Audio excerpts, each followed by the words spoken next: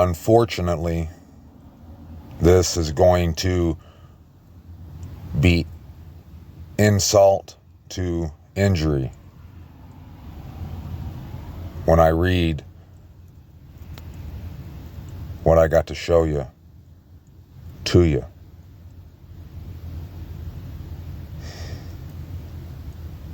It's only, like I said, the attention to detail, it's ever increasing. And the warning, the shofar is getting louder and louder. The picture is being drawn out in high detail for you, so you can see exactly what it is you must do. This come up on my feed here tonight. This article from the Inverse. Invasion of the Body Snatchers remains the ultimate paranoid thriller. Don't sleep. Don't sleep. Like Transformers sequel or Snyder Cut, horror remake are two words that rarely go well together. And it's funny that it starts out by mentioning Transformers, because I've just realized I seen a trailer for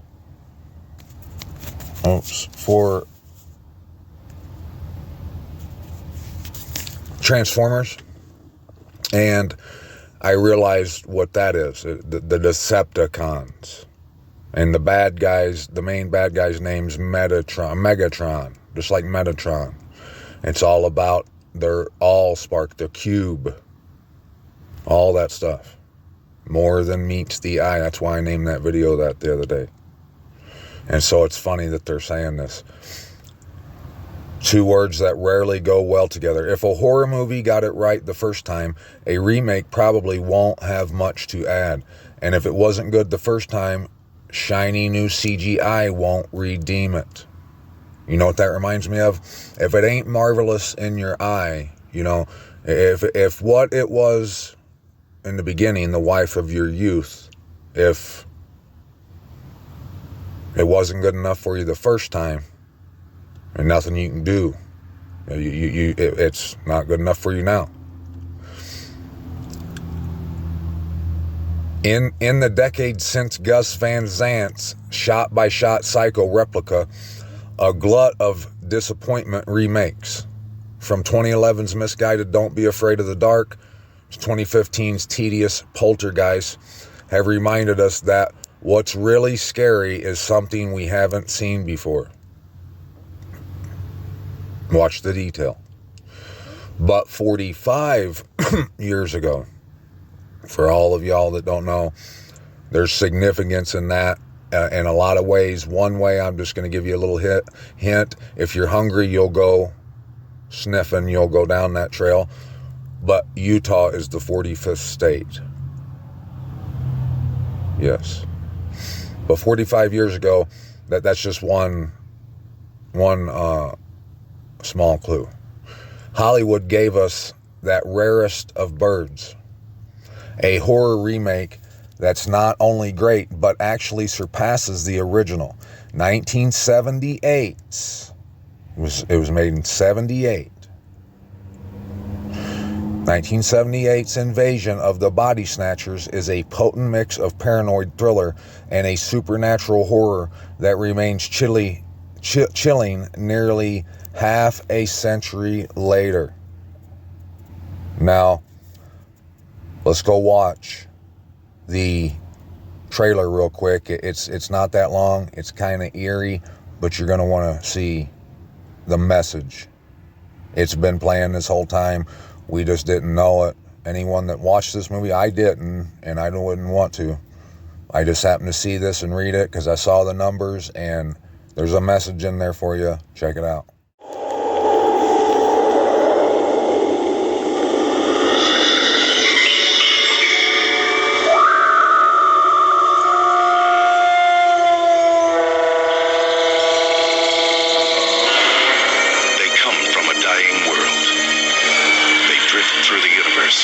Pushed on by the solar winds. They adapt, and they survive. The function of all life is survival. Sleep. Sleep.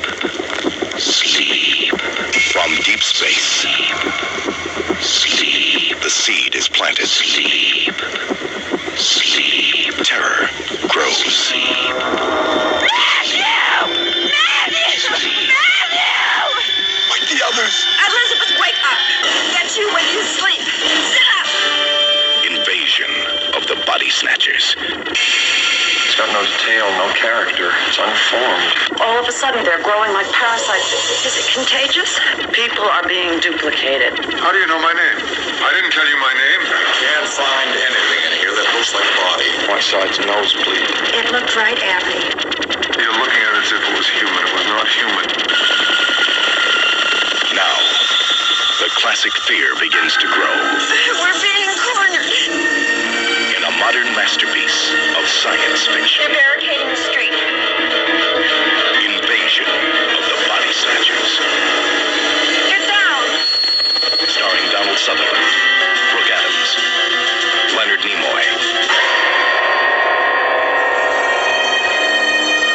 Invasion of the Body Snatchers.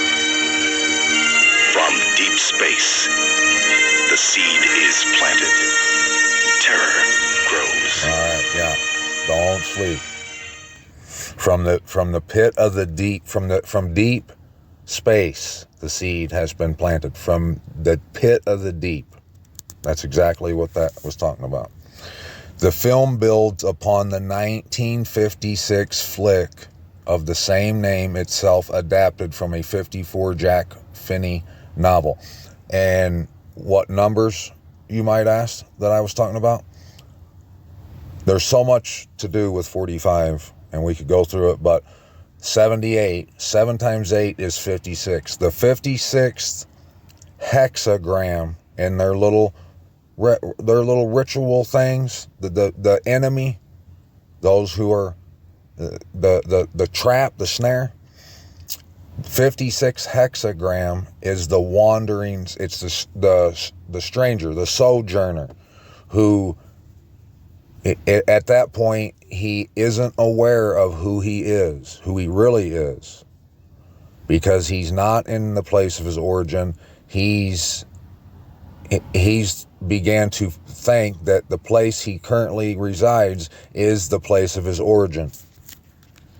And it says the only way to get out of that is you have to know that you have to find out that the place you're dwelling in isn't the place of your origin, and that you have to start looking for the place of your origin. I made videos about it, talking about it before.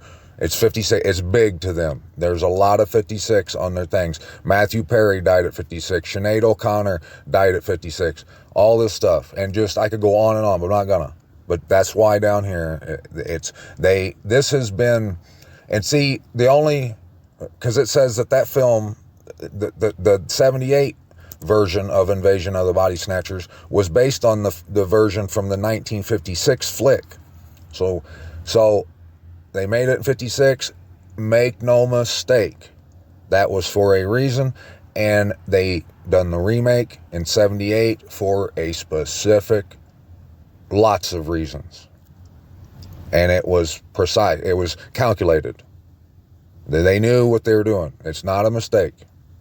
The same with, it's self-adapted from a 54. 54 is 45. It's a mirror. And then there's a lot of info with the 54.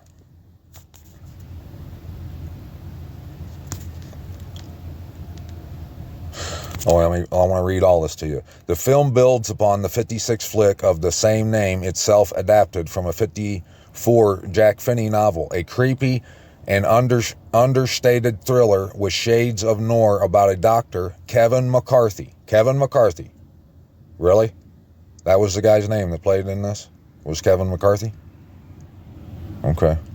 Who discovers that the inhabitants of his Northern California town are being are being replaced with emotionless alien duplicates hatched from giant seed pods. The original channeled B-movie ingredients into a sci-fi classic, it's on the run scenes deservingly iconic, and its themes of infiltration by malevolent forces, widely interpreted in the context of Cold War anxieties. Yet the film is slightly weighed by first act explication. Yet the film is slightly weighted by first act explication and hampered by a clumsy FBI saves the day quota mandated by studio execs. See? They're taking their orders. The studio felt that the film was too downbeat, recalling McCarthy in a DVD extra. Such compromises did not plague the invasion of the body snatchers that emerged during the New Hollywood era, when creative power shifted away from studios and toward auteur directors, and that reminds me of the agent provocateur or whatever that we read about in Albert Pike's letter in the book Morals and Dogma about the plans for the 3 world wars. You know, we've read it. Go back through my videos. It says the agent, the Illuminati's agent. I can't remember what it's called, but that's what it looks like. The provocateur, agenteur, or whatever. With Philip Kaufman at the helm, the film did what a remake is supposed to. Upgrading a great story for a new generation and a headier filmmaking style. This version is set in San Francisco, a post-hippie urban milieu of mud spas and celebrity psychiatrists, and stars Brooke Adams and the glorious curly-haired Donald Sutherland as Elizabeth and Matthew, health department employees on the run from the body-snatching pod people they gradually realize are replacing everyone around them. The A-list cast also includes Leonard Nimoy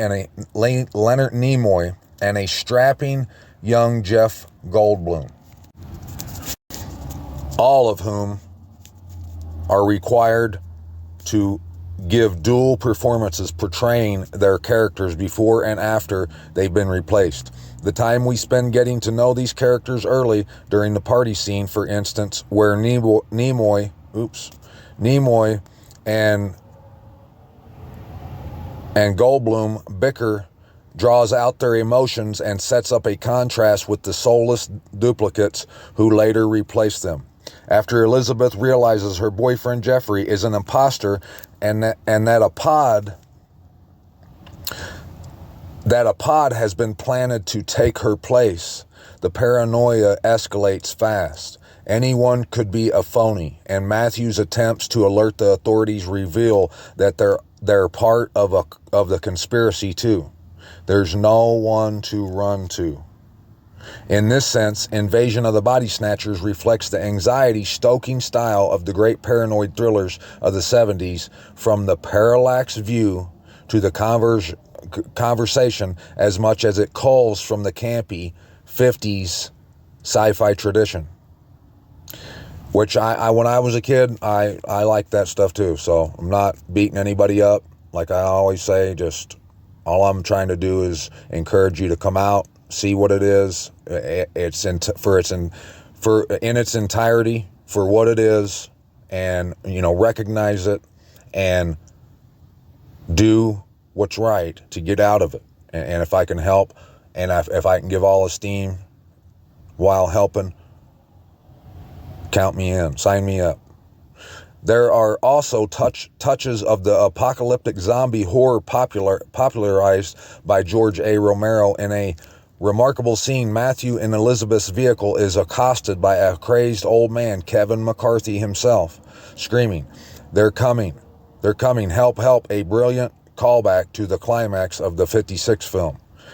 The film is creepier and more atmospheric than its source material. Its sense of dread is stoked and amplified by Denny Zeitlin's musical score, a queasy, synth-heavy concoction that is at times indistinguishable from the diagate or whatever sounds of the growing pods. And visually, we get a more graphic, chilling glimpse of the hideous pods themselves, as in the scene where Matthew's writhing fetus-like duplicate hatches beside him as he sleeps unaware. They're laughing at everybody that's out there on the outside of the city. Laughing. This is a mockery. It's a shame. You know, I don't know if I mentioned it, but I seen a bunch of promotion for this new book, and I don't know if it's a children's book or what, but it's a yellow triangle, and it's got with the eye like the Alcyon eye on top of the dollar pyramid on the dollar bill. It's like a cartoon character. It's that triangle with the eye, and he's got a little bow tie and a top hat and like a cane in his hand and his arms and legs, and he's known as Bill the Cipher, and he's from, go figure, a cartoon called it's to do with Twin Peaks. It's called Gravity Falls. It's a cartoon for little kids, and the cartoon's all about this stuff that I'm telling you about. Little kids on like Disney, Nickelodeon have been watching it. And they're making this book about the villain, Bill the Cipher, the little triangle. And it's a straight mockery, a joke. If you go watch that Red Dawn movie, let me know how much blue and white you see in that movie. It's out of control. It's ridiculous. But, you know, I got to watch what I say because it's Abba's gentle hand. He's reaching his hand out for you to pull you up out of this flood water that's going to drown you. All you got to do is take his hand. He's stretching it all the way out. No matter where you are right now, you're getting a life preserver tossed your way. Grab a hold of it. The film's bleak, even nihilistic ending cements its status as a horror classic. Nihilistic, just like, don't think I told you that when the first video I ever read from Albert Pike's book, I said that this is their plan. And don't forget it, that's the truth. They have a script and they've been following it. All these numbers, this is how they communicate with each other. When you can see, I've been showing you the stories all along, the whole time. And you can see where they're at in the story. They're almost to the point to where you die. You can tell we're getting. It's just like a horror flick. It's like we're getting closer, and we know something's about to happen. Y'all know. And what are you doing? Matthew reports coldly and emotionlessly back to work, and it's unclear if he's been replaced or is simply trying to blend in. But then, when eagerly greeted by his friend Nancy at the last of the film's characters to evade capture, he points and unleashes the screeching, animalistic shriek of the pod people. We gloom into his outstretched mouth, and then the credits roll. It's an iconic climax, one emblematic of how the new Hollywood era gave directors license to discard crowd-pleasing Hollywood endings. There was a freedom that filmmakers had that had certain studio heads understood. Kaufman later recalled, though he also claimed the ending was kept secret from studio execs, and Sutherland himself only learned of it the night before the shooting. You catching all this? Although Body Snatchers has been remade twice more as a serviceable, if uneven 93 film by Abel Ferrara, and as a poorly received 07 film, Kaufman's remains the gold standard for a thriller about people being swapped for inhuman imposters.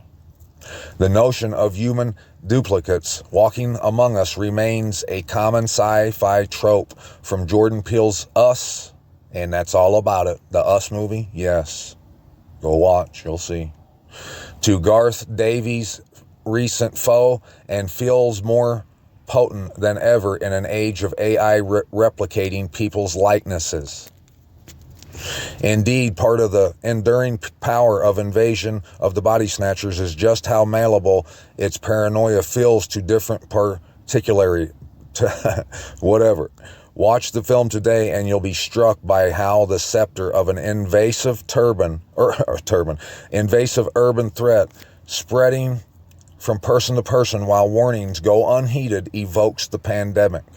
Yes, the more you deny it, the more you refuse to hear the truth and take this correction. It's love. That's all it is. It's not to be feared or don't be afraid of it. The Most High is not going to bite. The truth, the word, it's not going to bite. It's everything you need right now. 50 years from now, it will probably evoke some other calamity. Every year, Kevin McCarthy's words ring clearer and truer. Help, help, they're coming, you're next.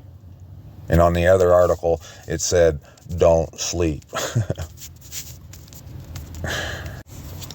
Now, I just want to show you this new group of superheroes that I found, that I have found in my searches, in my deep dives, you know. It's like every week I find a new group of superheroes that are all about they're in the Spider-Man movie and everything that I didn't even know nothing about, that it's rubbing it in your face all the more, just like that story I just read, just like everything. It's getting more in your face, more blatant, more, you know, stretching all the way out. It's either shaming you. It could be there to help you, though. All you have to do is grab a hold of his hand. But as we go along, the more you refuse, the worse it gets. The more shame it is, the more obvious, the more dirt to dirt it looks when you refuse it. I'm not going to show you this because I'm not going to rub it in on you like that bad. We're going to go read the word, and the word I'm going to read to you, you're going to want to hear. But look at this, of these superheroes, the inheritors, they're called. Inheritors of all creation, inheritors of reality. And all the names, all the people in here, you wouldn't believe it.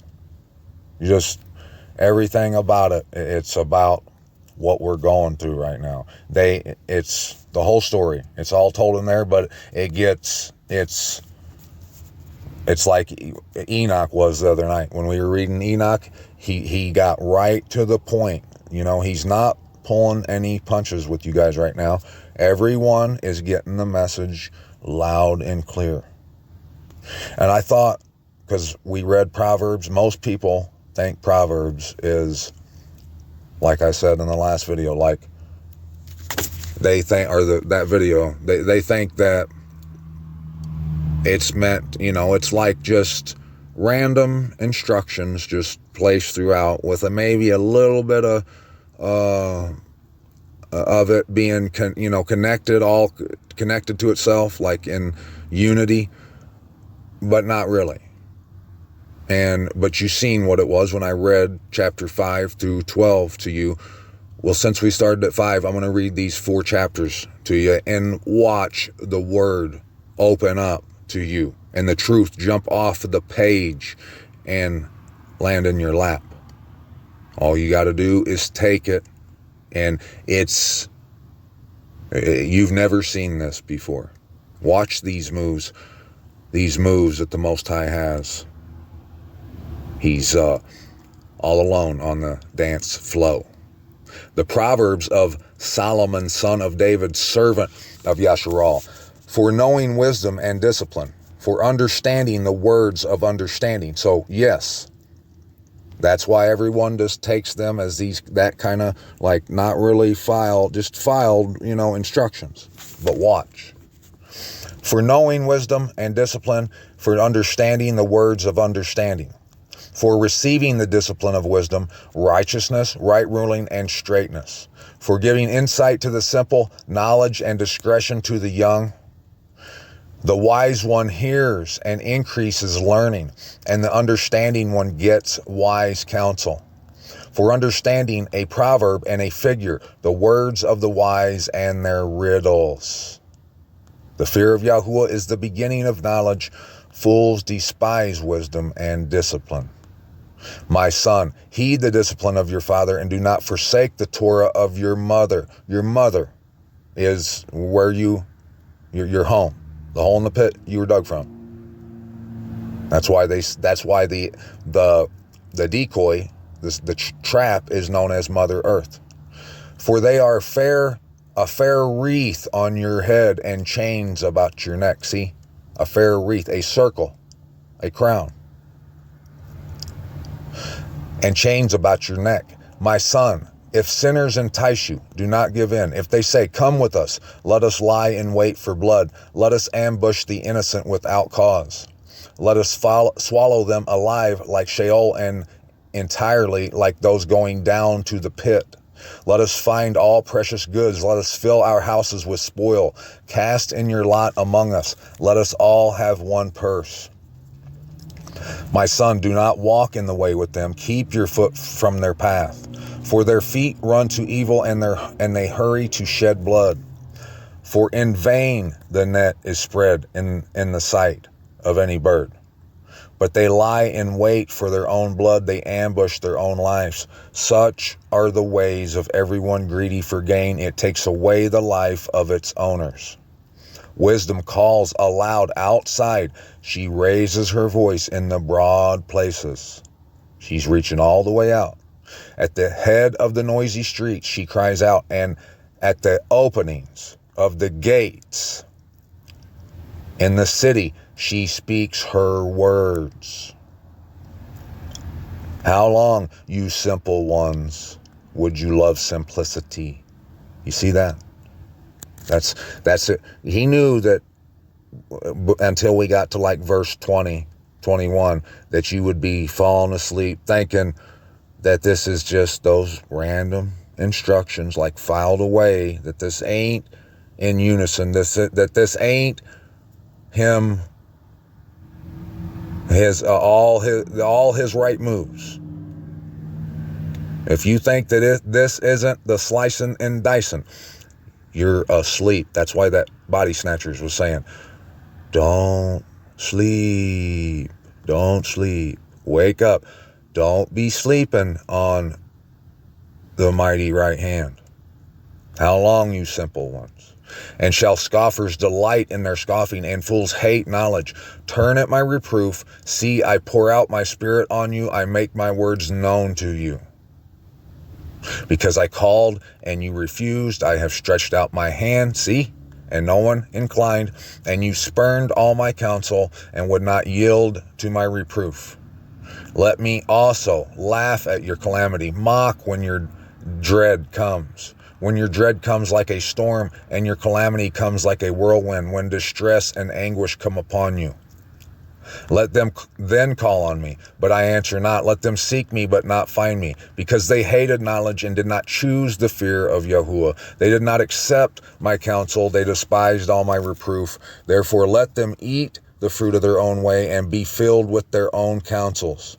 For the turning away of the simple kills them, and the complacency, of fools destroys them. Right on time, the complacency. But whoever listens to me dwells safely and is at ease from the dread of evil. My son, if you accept my words and treasure up my commands with you, so that you make your ear attend to wisdom, incline your heart to understanding. For if you cry for discernment, lift up your voice for understanding. If you seek her as silver and search for her as hidden treasures, then you would understand the fear of Yahuwah and find the knowledge of the Most High. See, it's a treasure map, like I've been saying.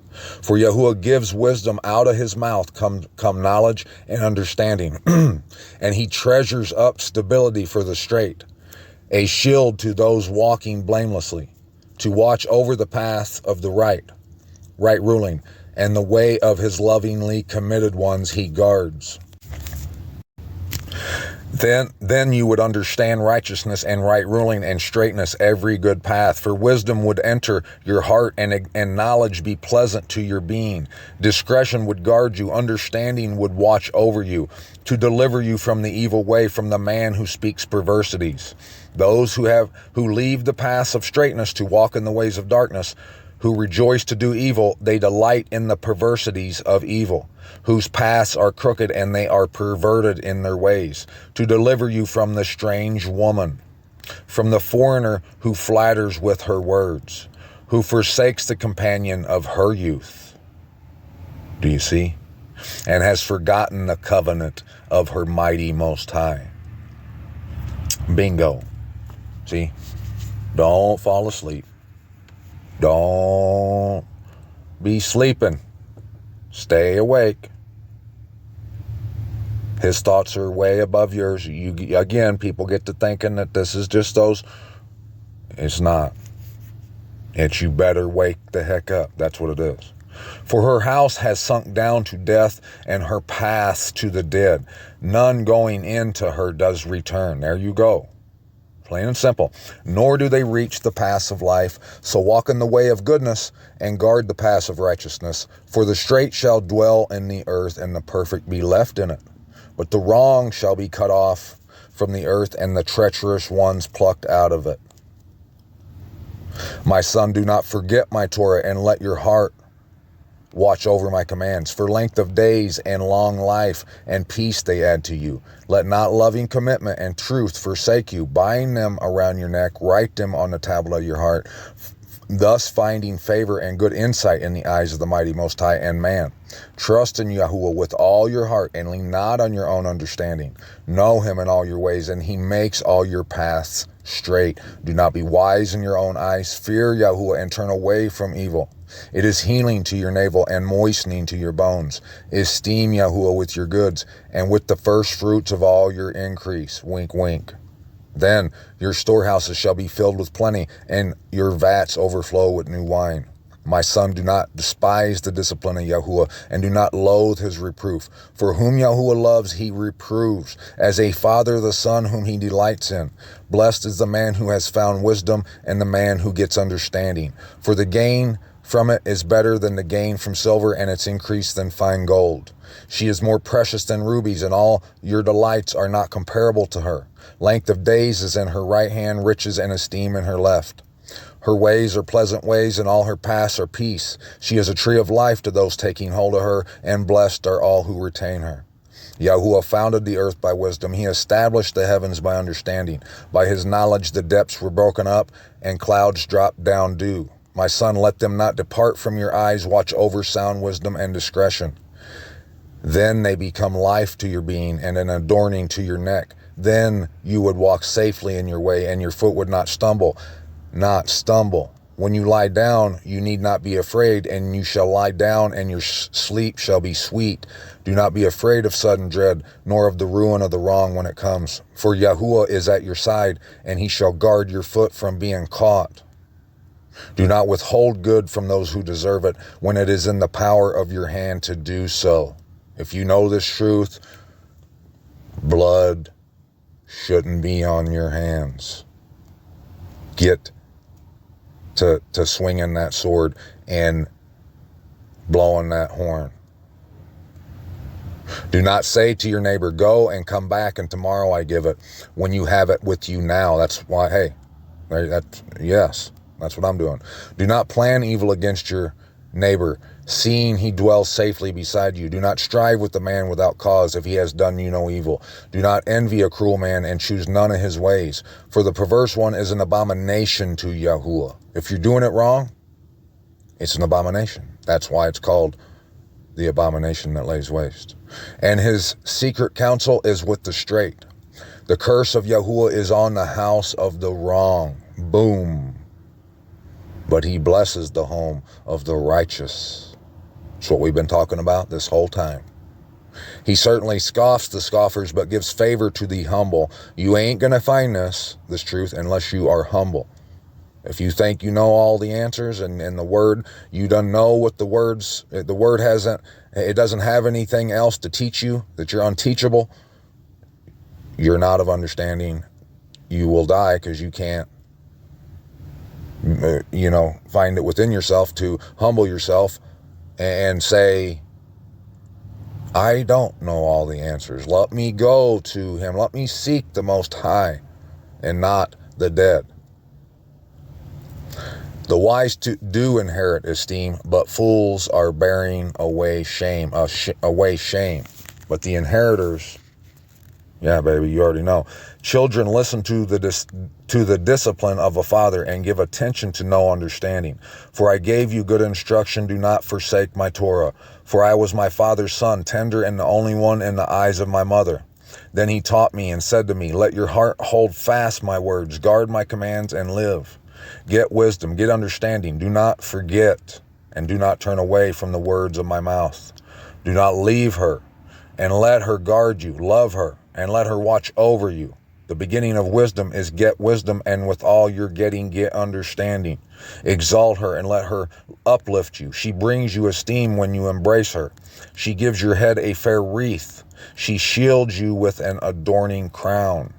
Hear, my son, and accept my words, and let the years of your life be many. I have taught you in the way of wisdom. I have led you in straight paths. When you walk, your steps shall not be hindered, and if you run, you shall not stumble.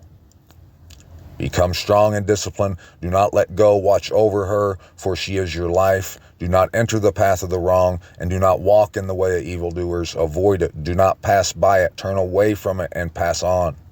For they do not sleep unless they have done evil, and their sleep is taken away unless they make someone fall. For they have eaten the bread of wrongdoing, and they drink the wine of violence.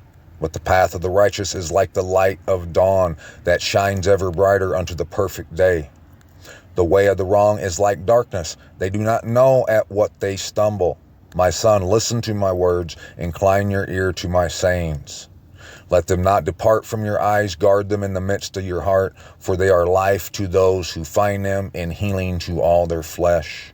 Watch over your heart with all diligence, for out of it are the sources of life. Turn away from you a crooked mouth and put perverse lips far from you.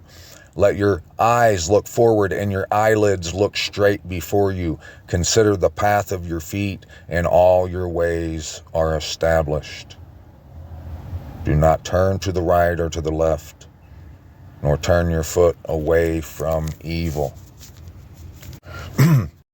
Well, we got just to get at least just a little more context. We read 5 through 12 in the last video, I think, or the one before that. We just got 1 through 4. Let me add at least 13 to the mix. Get a little more context, A wise son accepts his father's discipline, but a scoffer shall not listen to rebuke. From the fruit of the mouth a man eats the good, but the desire of the treacherous is for violence. He who watches over his mouth guards his being, but he who opens wide his lips comes to ruin. If you're saying the rapture is what's going to happen, if you think that you're pre-trib, post-trib, whatever, if you think you're going to see Jesus flying down in the sky, your mouth, that's just your mouth being open wide, just blabbling nonsense, lies. It's going to bring you to ruin. The being of the lazy one craves, but has not, while the being of the hard workers are enriched. A righteous one hates a lying word, but a wrong man is loathsome and comes to shame. Righteousness watches over him who is perfect in the way, but wrongness overthrows the sinner. There is one who makes himself rich, yet has none at all, and one who makes himself poor, yet has great riches. Cha-ching. The ransom of a man's life is his riches, but the poor does not hear rebuke. The light of the righteous rejoices, but the lamp of the wrong is put out. By pride comes only strife, but wisdom is with those who take advice.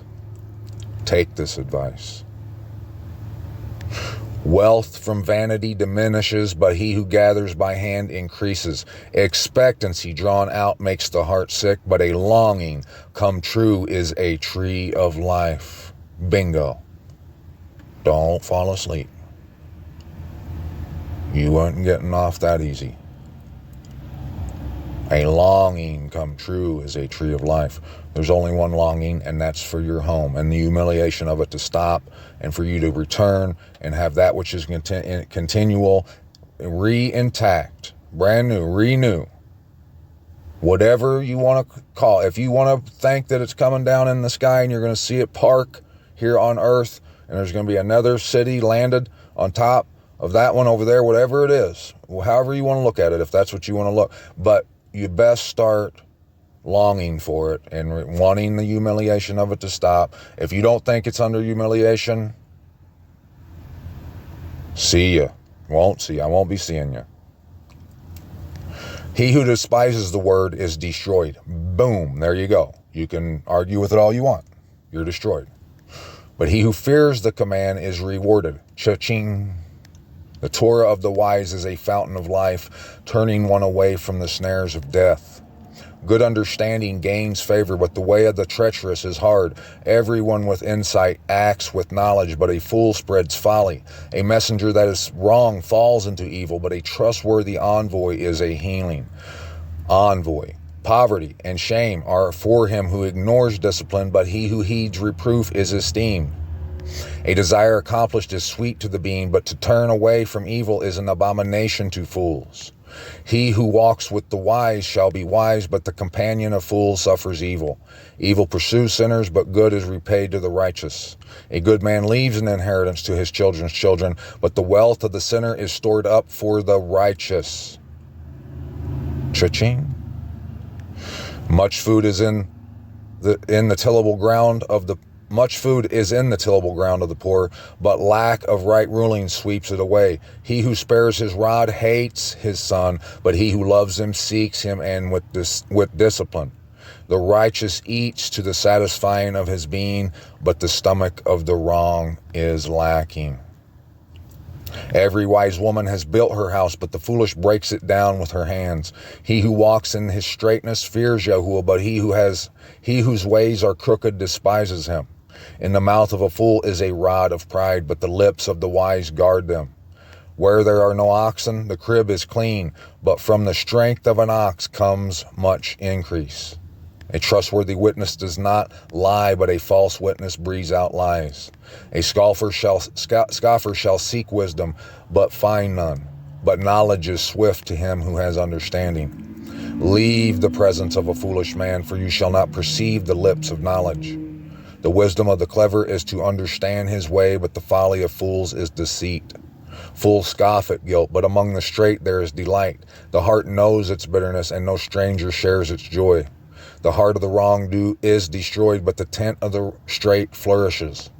There is a way which seems right to a man, but in its end is the way of death. Even in laughter the heart is in pain, and the end of that joy is heaviness.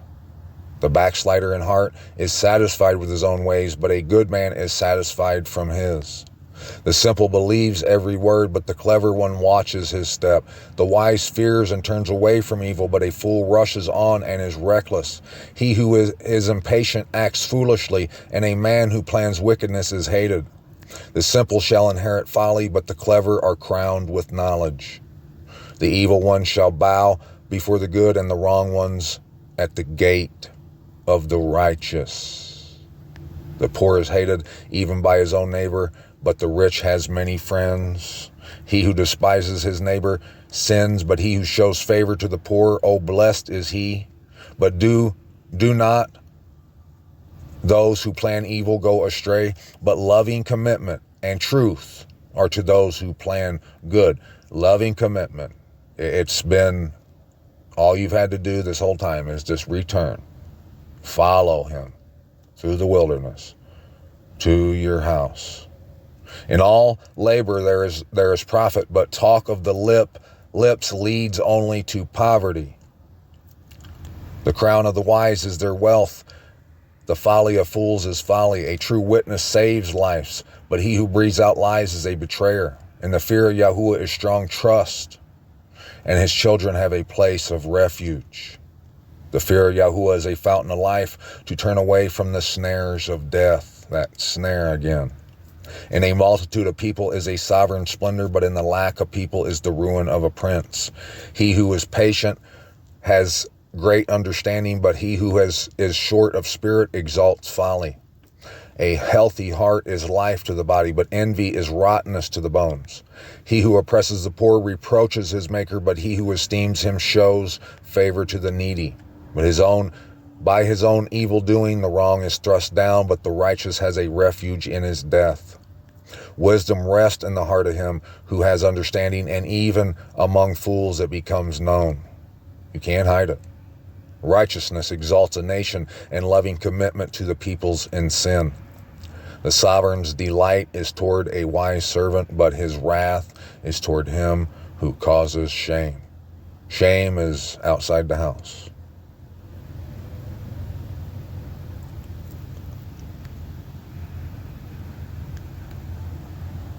Don't take this when you realize, if you're seeing that this is telling the truth, but you're taking it as like you're getting a whipping. And I mean, you can look at it like that, but right now you should just be looking at it as a life preserver. Don't take this as someone looking down their nose and telling you that they're better than you, because that's the opposite of what's happening right now. What's happening is that Noah's Ark's door, the Ark door is about to be shut, and you're getting a life preserver thrown out to you, trying to get you to get on, and you're up to your eyeballs in the floodwaters and the storm. And you're in no position to be arguing whether about what someone's motives are when they're telling you the truth, when they're throwing you that life preserver. You just need to grab a hold of it. Get it, take it, be rescued, be delivered. And the more you fight against it and deny this truth, the more shame and nakedness we see, the worse it is. But I can say this, that the worse it gets, the harder it makes me want to fight for you, for anybody. And anyone that hears this should feel the same way.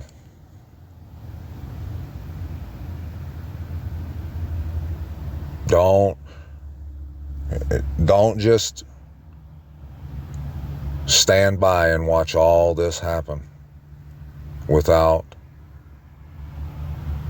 sharing this good news like this, without going. You owe it to lots of people, to the Most High, to yourself, but to the people that stand to be destroyed. You don't owe it to them to go search this word, the truth, to find out if what I'm saying is true. And hey, I'm here. If you want to come, if you think you can prove to me that this ain't what the word's saying, come, let's reason together. I would love to. That's on you. I hope you do. You never know, we might have some fun.